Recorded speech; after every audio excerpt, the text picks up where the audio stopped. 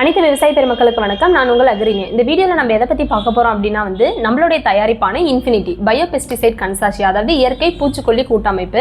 இதில் மொத்தம் 5 வகையான நுண்ணுயிர்கள் இருக்குது. என்னென்ன அப்படின்னு பார்த்தீங்கன்னா Metarhizium anisopliae, Beauveria பேசியானா, Verticillium lecanii, Verticillium கிளாமிடோஸ்போரியம் and நிமோரியா relay. இந்த 5 வகையான நுண்ணுயிர்களுமே செடிகளில் வரக்கூடிய அனைத்து வகையான பூச்சிகளையுமே மொத்தமாக கண்ட்ரோல் பண்ணிடும்.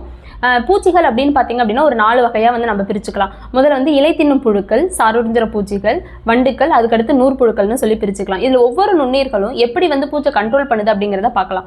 இந்த மெட்டாரைசியம் அனிசோஃபிலேவும் பெவேரியா பேசியானா இது ரெண்டும் ஒரு வகையான என்டோமோபேத்தோஜெனிக் ஃபங்கைன்னு சொல்லக்கூடியது.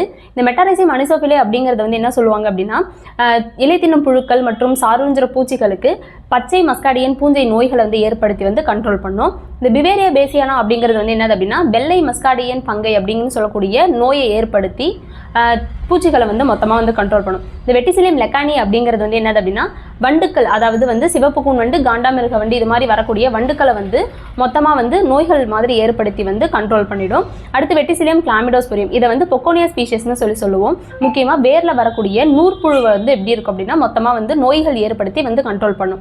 அடுத்து லாஸ்ட்டாக நிமோரியா ரிலே. இந்த நிமோரியா ரிலே அப்படிங்கிறது சாருறிஞ்சிற பூச்சிகளுக்கு பூஞ்சான நோய்களை ஏற்படுத்தி கண்ட்ரோல் பண்ணும். சரி, இது எவ்வளவு பயன்படுத்தணும் அப்படின்னு பார்க்கலாம். குறுகிய கால பயிர்களாக இருந்துச்சு அப்படின்னா ஒரு ஏக்கருக்கு 250 கிராம் பயன்படுத்தினாவே போதுமானது. அதுவே நீண்ட கால பயிராக இருந்துச்சு அப்படின்னா ஒரு ஏக்கருக்கு 500 கிராம் பயன்படுத்தணும்.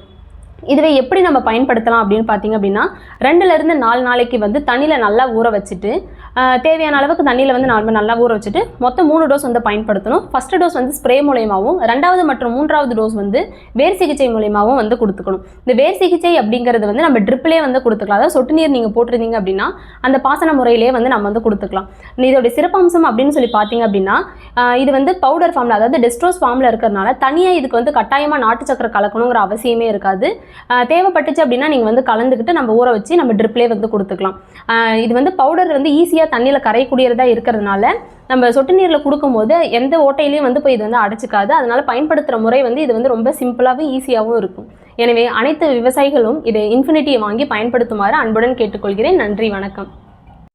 மேலும் விவரங்களுக்கு 6383417036